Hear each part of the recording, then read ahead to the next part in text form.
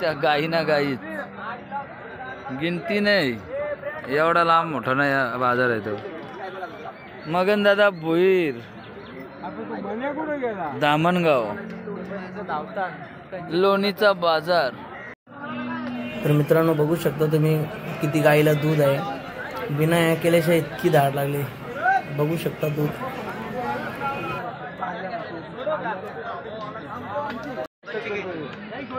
इधर विशाल शेठ आ गया आ गया. शेगडी दिलेली नाही घ्यायची ती काय फुकट नाही घ्यायची काय ती. बोलला कसा बघितलं का काय ऐका नाही मागून